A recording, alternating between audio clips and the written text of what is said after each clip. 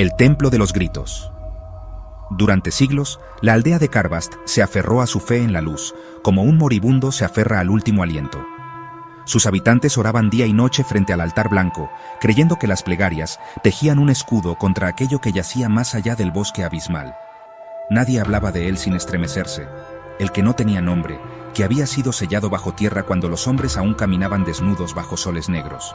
Él, el hambre primigenia. Pero la fe es un paño raído ante la marea del tiempo, y el siglo trajo consigo nuevos hijos, más curiosos que temerosos. El primero fue Yorath, el predicador caído, quien en las noches sin luna descendía al pozo seco del cementerio y susurraba letanías prohibidas en lenguas olvidadas. Lo siguieron otros, la partera ciega, los gemelos de la risa hueca y el molinero que ya no dormía. Un círculo se formó, una promesa se selló en carne y sangre. La noche del eclipse, la aldea durmió bajo un cielo sin estrellas. Las puertas no fueron cerradas. Nadie rezó. Desde el bosque abismal llegó el rumor de pasos, no de uno, sino de muchos, como una procesión de piernas rotas arrastrándose por la maleza. El suelo vibraba con un latido que no pertenecía a nada vivo. En el centro de la aldea, junto al altar blanco, el círculo esperó. Entre ellos, Yorath portaba el libro de cueros. Su cubierta era piel humana curtida al sol de antiguas eras.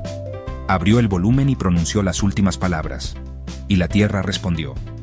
El altar, antaño inmaculado, se agrietó como un huevo podrido. De sus entrañas brotó un líquido espeso y negro que manchaba el aire mismo de putrefacción.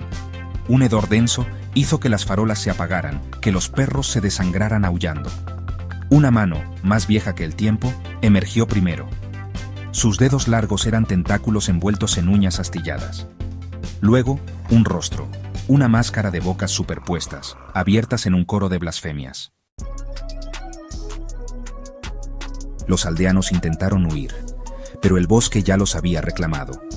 De las sombras surgieron criaturas deformes, hombres sin rostro, mujeres con vientres abiertos donde brillaban ojos febriles.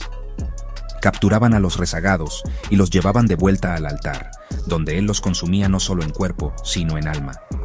Las plegarias ahora eran gritos, melodiosos, deliciosos. En una explosión final de putrefacción, la oscuridad se alzó, cubriendo Carbast como una marea. Las casas se pudrieron en segundos. La tierra misma se agrietó, abriendo bocas hambrientas que devoraban árboles, ganado y piedra. Y sobre todo, sobre esa apoteosis de horror, él se alzó, más vasto que el horizonte, un dios de muerte y locura, reclamando lo que siempre fue suyo. En siglos venideros, los viajeros hablarían de Carbast como un lugar donde el día no toca, y el viento lleva risas que no son humanas. Nadie se atrevería a acercarse, no por miedo, sino porque el mismo aire susurraba al oído. Ven, únete, canta con nosotros. Así la oscuridad no solo triunfó, deslumbró, y lo hizo con una majestad tan absoluta que incluso el concepto de esperanza se extinguió como una chispa en un abismo sin fondo. No pasó mucho tiempo antes de que los límites del bosque abismal ya no pudieran contener la marea. La oscuridad de Carbast era un ser vivo, un cáncer consciente que se arrastraba por la tierra en oleadas aceitosas, filtrándose en raíces, arruinando ríos, impregnando el viento con susurros cargados de demencia. Primero cayó Belmora, el reino de las torres de cristal. Sus centinelas, antaño orgullosos, se volvieron contra sus propios reyes cuando la sombra alcanzó los cimientos de palacio. Las campanas de Belmora no sonaron para advertir, sino para celebrar, un himno de metal oxidado que anunciaba la llegada de él. Desde las almenas, los nobles gritaban palabras en lenguas desconocidas, hasta que sus cuerpos se marchitaron, y sus almas, como mariposas negras, fueron arrastradas hacia el vórtice de oscuridad que devoró la ciudad entera. No pasó mucho tiempo antes de que los límites del bosque abismal ya no pudieran contener la marea. La oscuridad de Carbast era un ser vivo, un cáncer consciente que se arrastraba por la tierra en oleadas aceitosas, filtrándose en raíces, arruinando ríos, impregnando el viento con susurros cargados de demencia. Primero cayó Belmora, el reino de las torres de cristal. Sus centinelas, antaño orgullosos, Se volvieron contra sus propios reyes cuando la sombra alcanzó los cimientos de palacio. Las campanas de Belmora no sonaron para advertir, sino para celebrar, un himno de metal oxidado que anunciaba la llegada de él. Desde las almenas, los nobles gritaban palabras en lenguas desconocidas, hasta que sus cuerpos se marchitaron, y sus almas, como mariposas negras, fueron arrastradas hacia el vórtice de oscuridad que devoró la ciudad entera. El reino de Osgard intentó resistir. Sus magos, los sabios de túnicas doradas, levantaron muros de fuego, barreras de hielo, invocaron tormentas de luz. Nada detuvo la marea negra que avanzaba, lenta pero inexorable. Los conjuros más potentes no hacían más que retrasar el inevitable ahogamiento.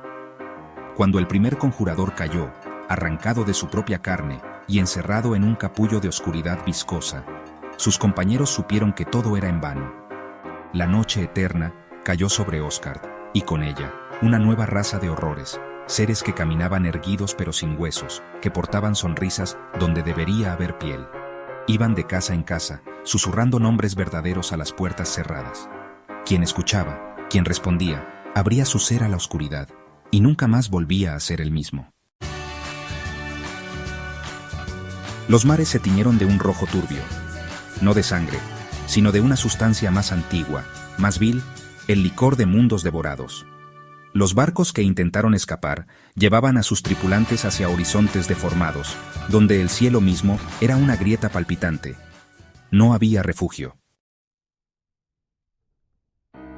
En los valles de Algrad, último bastión de los sabios, se construyó el Ojo de Luz, un faro alimentado con los corazones de los últimos ángeles desterrados.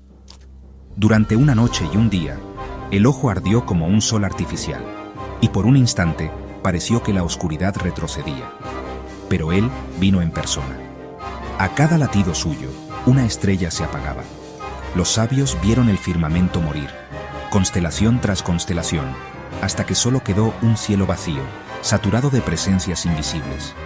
El Ojo de Luz se quebró en 1000 fragmentos, y de sus ruinas surgieron columnas de niebla negra, cada una pariendo pesadillas que no conocían la compasión, ni el fin. La oscuridad no arrasaba como una simple tormenta. Transformaba, corrompía, mejoraba en su visión distorsionada todo lo que tocaba. Donde antes hubo civilizaciones, ahora se erguían ciudades de carne viva, con calles que latían y respiraban. Los árboles ya no daban frutos, sino miembros disformes. Las montañas exhalaban gritos. Y en el trono de huesos y sombras, en el corazón del continente ya irreconocible, él reía. Una risa tan pura, tan perfecta, que hacía que la misma tierra se retorciera de placer. Las crónicas humanas, los rezos, las canciones, todo fue olvidado. Solo quedó una palabra, repetida como un mantra eterno en cada brisa, en cada gota de sangre, en cada latido del horror viviente: Karvast, Karvast, Karvast. Y el mundo entero, ya sin memoria, sin luz, sin resistencia, se rindió ante su nuevo y eterno amo. Cuando la oscuridad consumió el último vestigio del mundo mortal, él no detuvo su avance. Su hambre no conocía fronteras, ni leyes, ni piedad. En lo alto del firmamento desgarrado, más allá de donde las estrellas alguna vez fulgían, los primordiales observaron. Eran entes de dimensiones imposibles, mentes hechas de puras matemáticas, cuerpos de vibraciones y geometrías que ningún ojo humano podría comprender sin perderse en la locura. Habían existido antes del tiempo, habían dado forma al primer aliento del universo. Ellos vieron lo que se levantaba desde Karvast. Un agujero, una grieta palpitante, se abrió entre los planos. De ella brotaba la esencia negra, no mera materia, sino negación misma. Una fuerza que no quería conquistar ni gobernar, sino devorar, absorber y recrear en su imagen monstruosa. Cuando la oscuridad consumió el último vestigio del mundo mortal, él no detuvo su avance. Su hambre no conocía fronteras, ni leyes, ni piedad. En lo alto del firmamento desgarrado, más allá de donde las estrellas alguna vez fulgían, los primordiales observaron. Eran entes de dimensiones imposibles, mentes hechas de puras matemáticas, cuerpos de vibraciones y geometrías que ningún ojo humano podría comprender sin perderse en la locura. Habían existido antes del tiempo, habían dado forma al primer aliento del universo. Ellos vieron lo que se levantaba desde Carvast. Un agujero, una grieta palpitante, se abrió entre los planos. De ella brotaba la esencia negra, no mera materia, sino negación misma. Una fuerza que no quería conquistar ni gobernar, sino devorar, absorber y recrear en su imagen monstruosa. Los primordiales, incapaces de sentir miedo como los mortales, reconocieron sin embargo que esto era algo peor que su extinción, era su transformación. El primero en enfrentar al hambre primigenia fue Shur-Tal, el arquitecto del eje, tejedor de los pilares de la existencia. Desde su trono en el núcleo celeste, lanzó 12 canciones de orden, cada una diseñada para cerrar las grietas de cualquier cataclismo. La oscuridad las devoró como se traga el viento a una vela. Los siguientes fueron los señores del pálido horizonte, seres de pensamiento puro que encendieron mares de fuego conceptual para incinerar la corrupción. El fuego ardió, la corrupción sonrió, y luego, el fuego se volvió contra sus amos, incinerándolos en una pira de significados rotos. Plano tras plano cayó. Las regiones donde habitaban los espíritus de la venganza fueron infestadas y sus orgullosos moradores, los que alimentaban la furia humana, fueron remodelados en carcajadas vivientes, flotando como globos hinchados de horror sobre campos sin cielo. En las criptas de la última memoria, donde se guardaban los recuerdos de todos los seres que habían existido, una última resistencia surgió. Los custodios del eco, espectros hechos de susurros ancestrales, formaron un muro de lamentos para detener el avance. Cuando él llegó, no luchó, simplemente escuchó. Y al hacerlo, absorbió cada recuerdo, cada historia, cada amor, cada tragedia, dejando un vacío tan absoluto que incluso el concepto de pasado dejó de tener sentido. Los planos superiores cayeron en espiral. Todo lo que alguna vez fue considerado eterno, ahora se retorcía y gemía en una sinfonía de corrupción perfecta.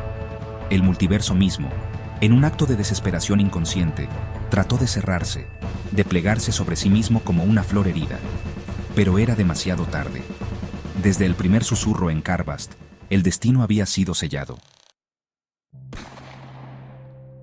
Y ahora, sobre las ruinas de mundos infinitos, él se alzaba, inmenso, glorioso, una amalgama de todo lo que fue y todo lo que jamás sería. En su mirada, si es que esa masa informe podía ser llamada mirada, no había odio ni crueldad, ni propósito. Solo hambre, una hambre que no solo devoraba materia, sino también posibilidades, futuros, sueños, realidades.